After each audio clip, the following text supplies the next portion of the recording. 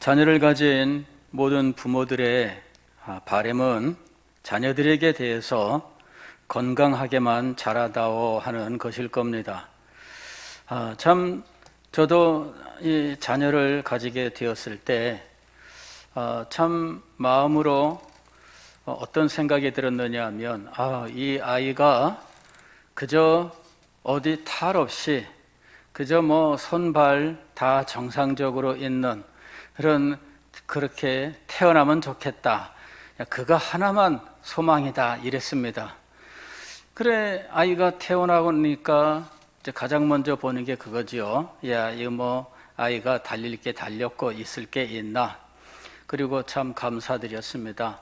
그리고 아이가 건강하게 자라기를 원했지요. 그런데 아이들이 성장하면서 부모의 바람이 변하게 됩니다. 공부만 잘해다오 이렇게 변하는 거죠. 그러고 나서 또 조금 있다가 변합니다. 좋은 대학만 들어가다오. 그리고 나서 또 변하지요. 좋은 직장에 들어가다오. 그 다음에는 좋은 결혼을 또 좋은 배우자를 만나도록 어쨌든 가서 연애라도 제대로 해라. 이런 바람으로 바뀌게 됩니다. 자, 그러나 우리는 이것을 기억해야 돼요. 자녀들의 영적 생명과 영적 건강에 대한 소망은 어떠냐 하는 것이지요. 자녀들의 영적 생명과 영적 건강에 대한 부모들의 소망, 그저 믿음만 제대로 지켜다오, 이런 소망들을 가지는 부모들이 얼마나 있을까 하는 것입니다. 마찬가지로 그리스도인으로서 우리들도 세월과 함께 변하고 있습니다.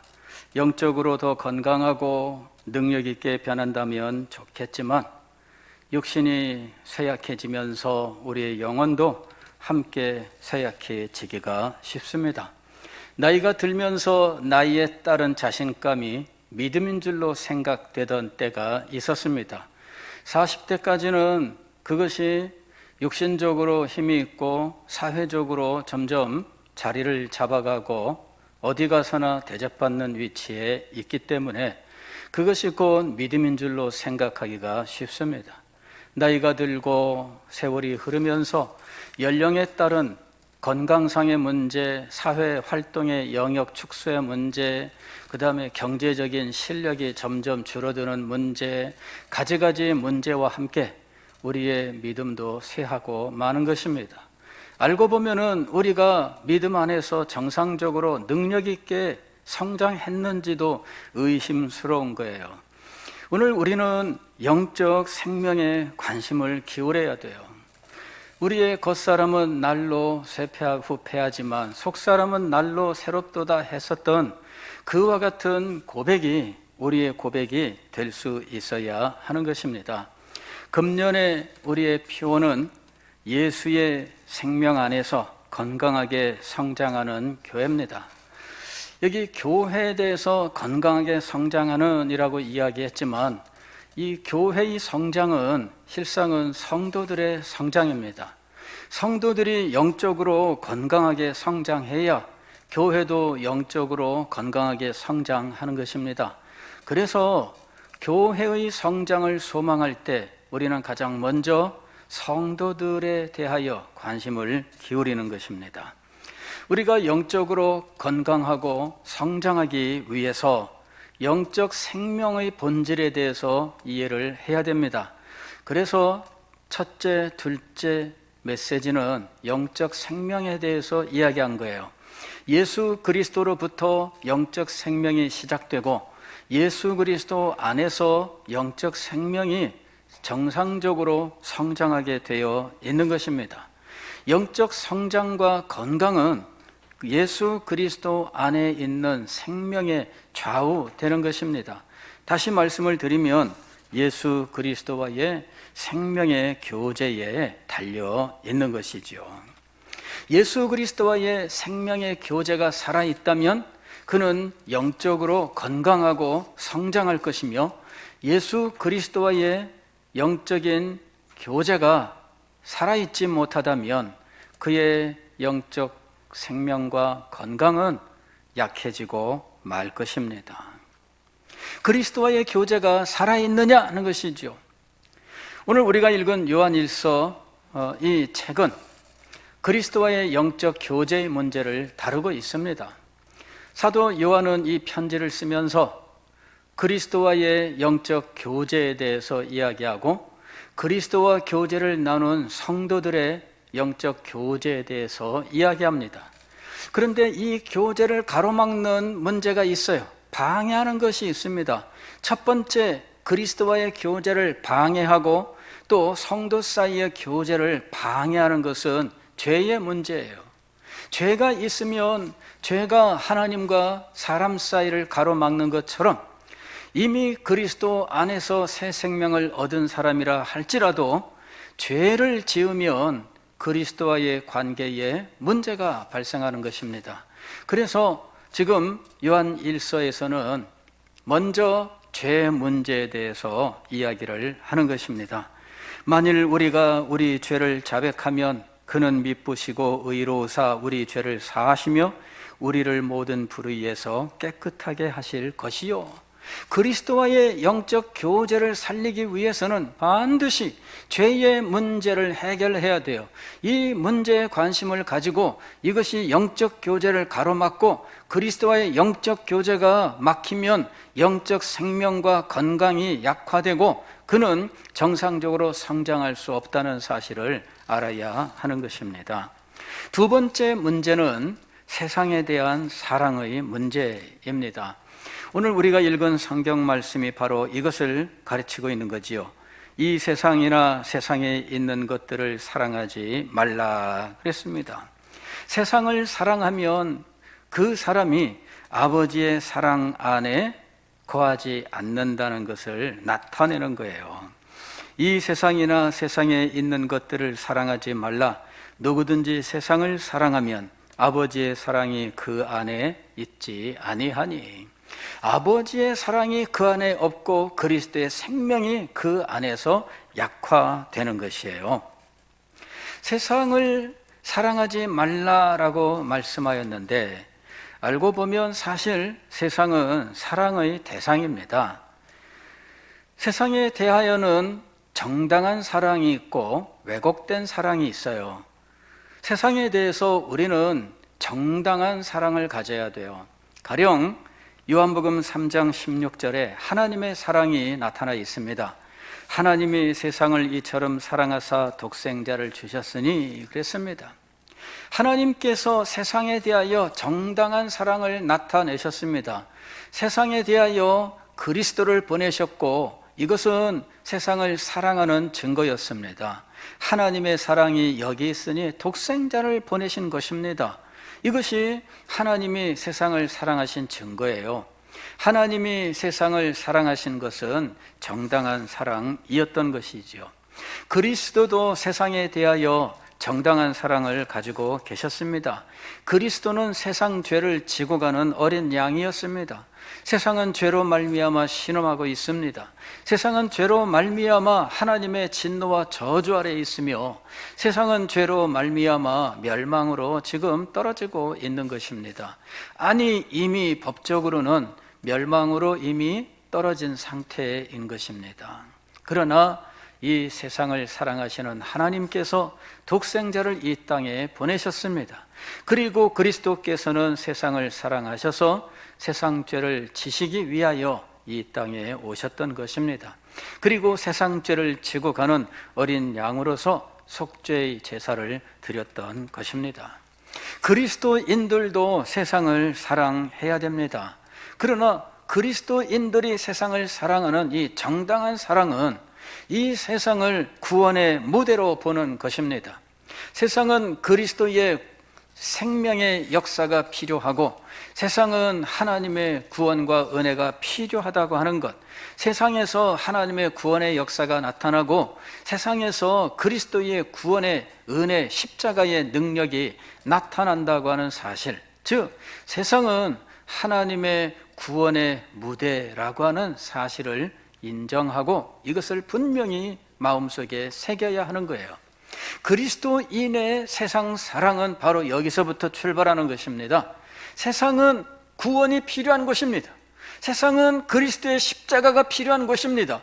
세상은 하나님의 구원의 사랑이 필요한 곳입니다. 세상은 구원의 무대가 되어야 하는 곳입니다.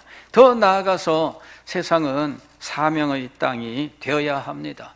그리스도인들은 세상으로 보냄을 받았습니다. 그리스도인들은 땅끝까지 이르러 그리스도의 증인이 되어야 하는 것입니다.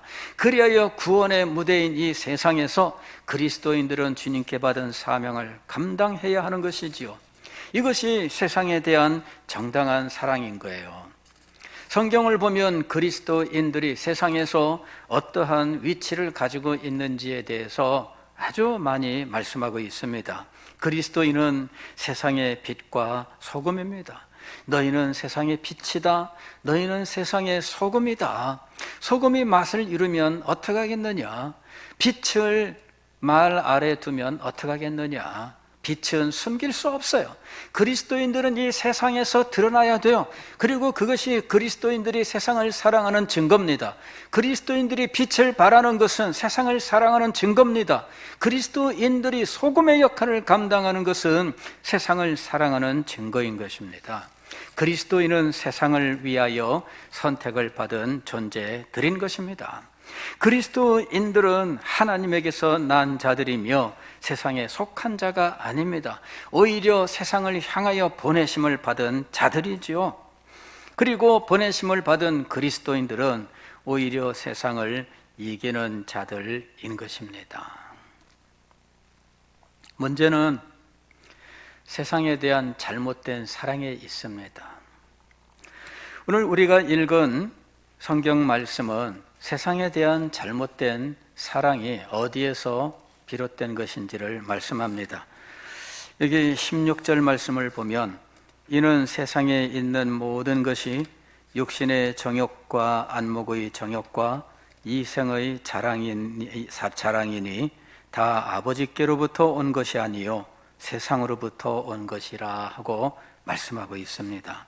즉 세상에 대해서 구원의 무대와 사명의 땅으로 접근하지 아니하고 육신의 정욕과 안목의 정욕과 이생의 자랑으로 접근하는 거예요. 이것이 왜곡된 세상 사랑이에요. 그리스도인이 세상을 사랑해야 돼요. 그리스도인이 세상을 사랑하지 않으면 안 됩니다. 근데 그리스도인이 세상을 사랑하도록 명령을 받은 것은 그것이 구원의 땅이기 때문이에요. 그리고 그것이 주께 받은 사명의 땅이기 때문입니다. 그래서 우리는 세상을 멀리하지 아니하고 세상을 떠나지 않습니다. 이 부분에 대하여 깨달음이 없던 사람들은 세상을 피하여 숨었습니다. 세상을 떠나는 이것이 주님을 사랑하는 증거다, 이렇게 잘못 생각한 사람들이 있었습니다. 이 사람들은 수도원으로 들어갔어요.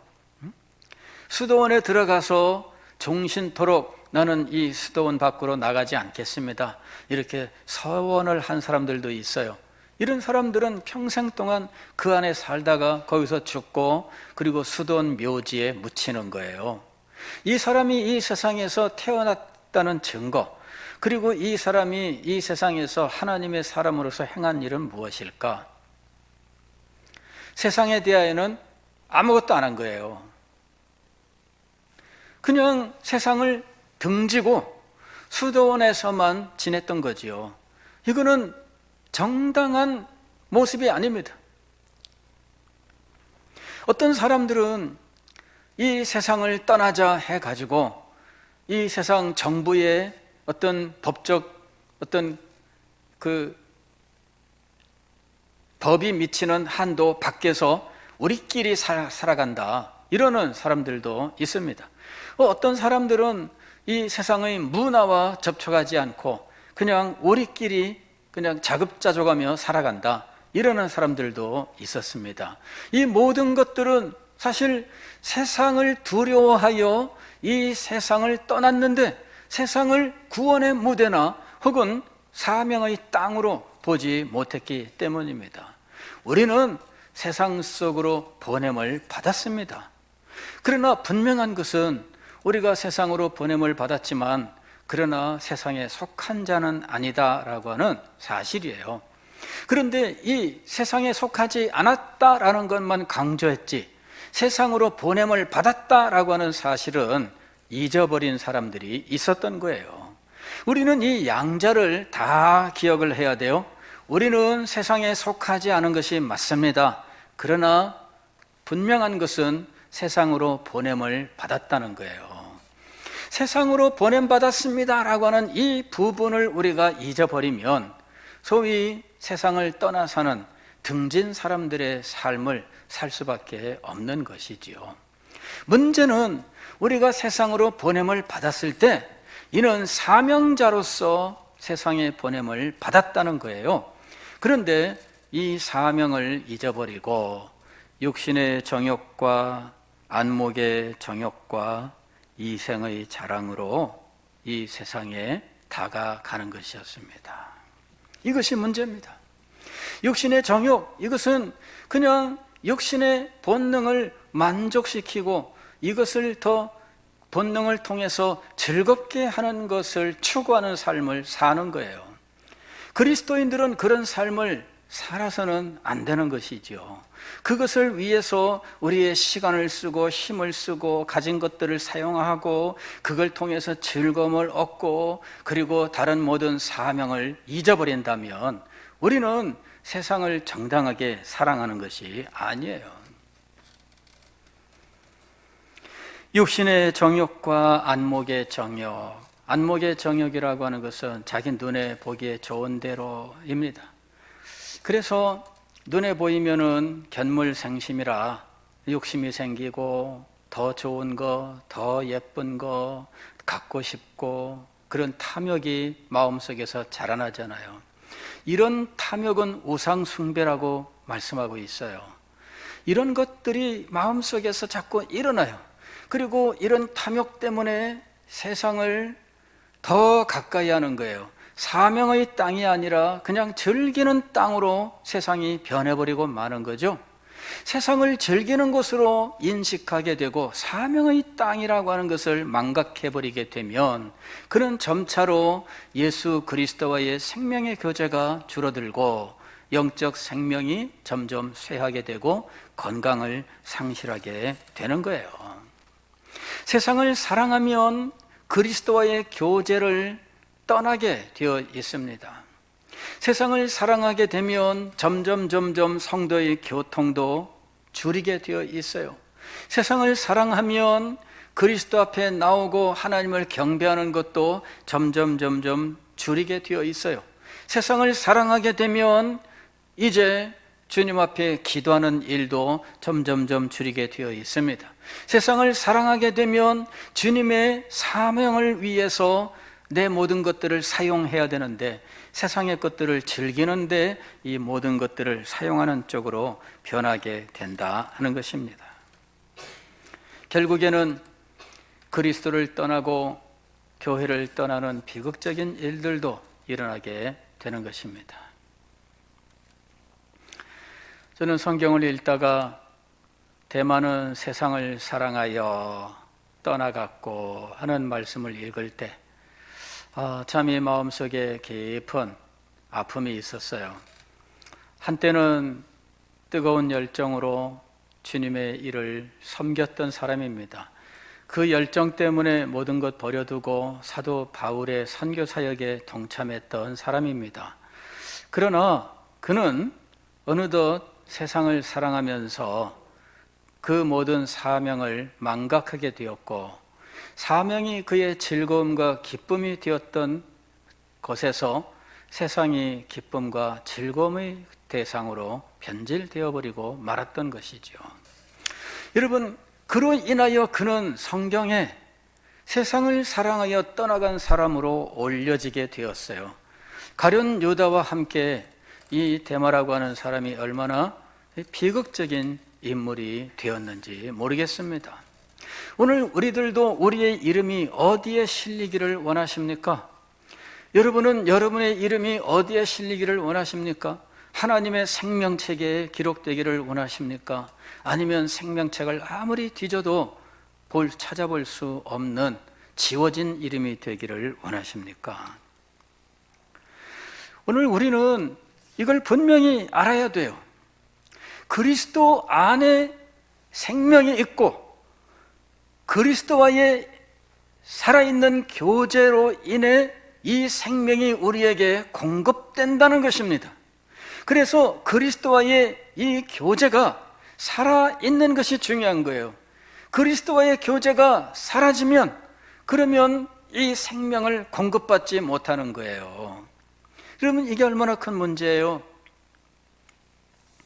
제 방에 이 세면대가 있고 수도꼭지가 있습니다.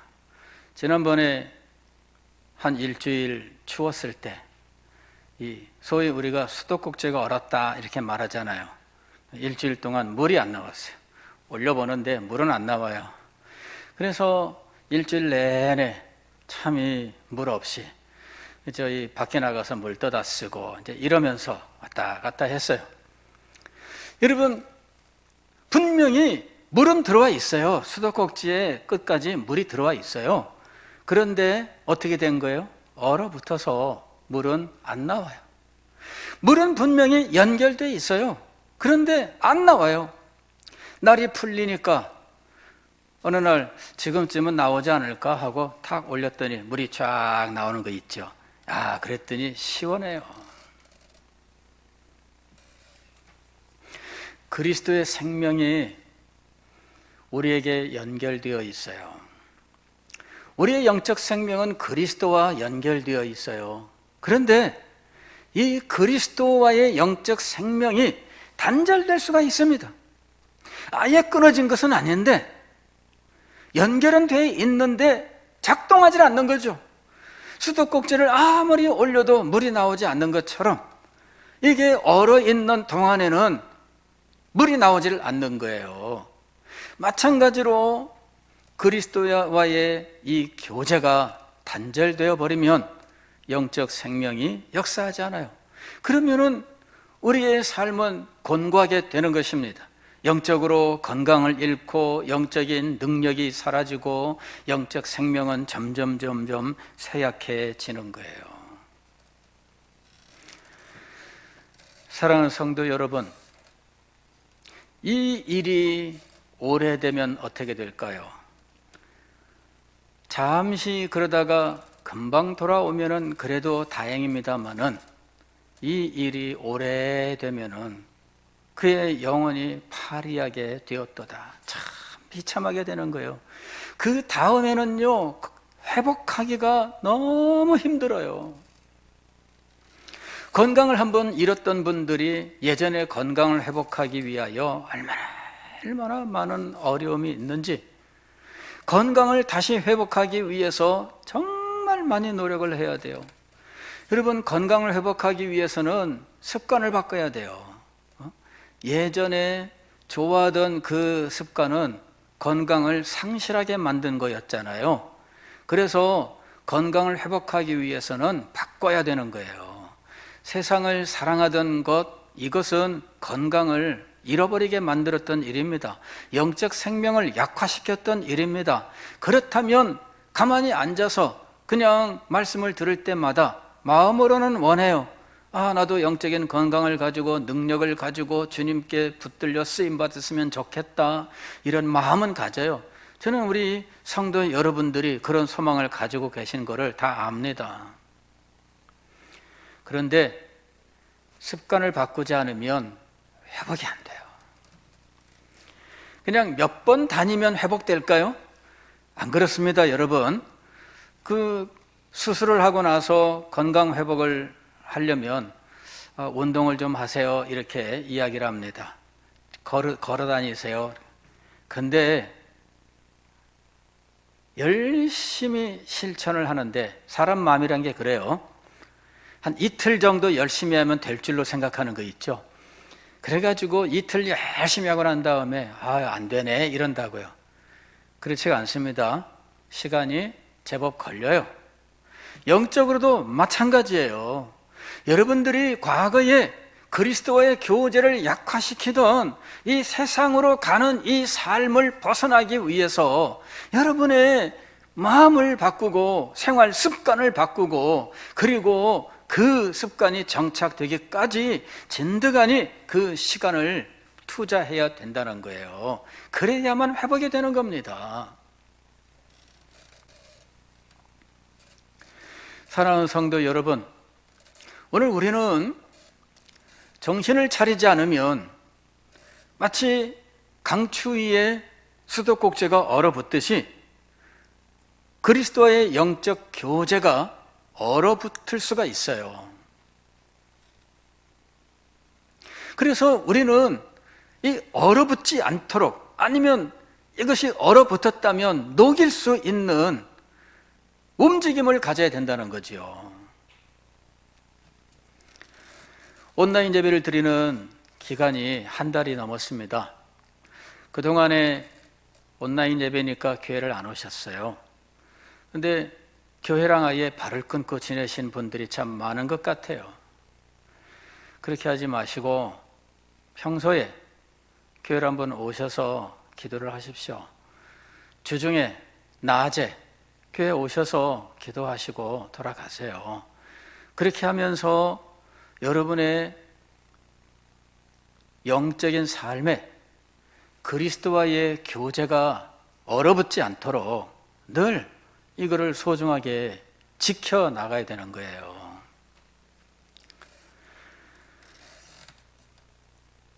평소에 교회를 오세요. 우리가 정기적인 예배는 뭐 여러 가지 상황상 이런저런 어떤 규정 같은 것들을 우리가 따라서 하고는 있지만 개인적으로 여러분들이 교회에 오셔서 기도하는 것은 열려 있는 거예요. 그래서 이 추위에 얼어붙지 않도록 그리스도와의 영적 교제가 쓰러지지 않도록 우리가 이것을 소중하게 지켜나가는 것이 정말 중요한 것입니다. 지키지 못하면 우리는 그냥 세상에 그냥 휩쓸려 가기가 쉽습니다. 지금은 상황이 그런 상황이에요. 그래서 우리가 몸부림을 치지 않으면 안 되는 시대입니다. 사랑하는 성도 여러분, 세상은 우리가 구원의 무대로 알고 사명의 땅으로 알고 그곳에서 빛과 소금으로 역할을 해야 되는 곳입니다. 그냥 밀려가다 보면 육신의 정욕과 안목의 정욕과 이생의 자랑이라고 하는 이 잘못된 세상 사랑으로 우리의 영적인 생명은 점점 사라지고 마는 거예요. 그런 성도들이 점점점 늘어가면 교회는 능력을 상실하는 것입니다. 교회는 힘을 상실하게 되어 있어요. 사랑하는 성도 여러분, 여러분의 영적 생명에 관심을 기울이십시오. 그리스도와의 교제에 관심을 기울이십시오. 그리스도와의 교제를 가로막는 죄의 문제, 그리고 세상 사랑의 문제에 관심을 기울이십시오. 그래서 늘 살아있는 그리스도와의 영적 교제를 통해서 영적인 생명이 더욱더 충만하게 되시기를 주의 이름으로 축원합니다. 기도하겠습니다.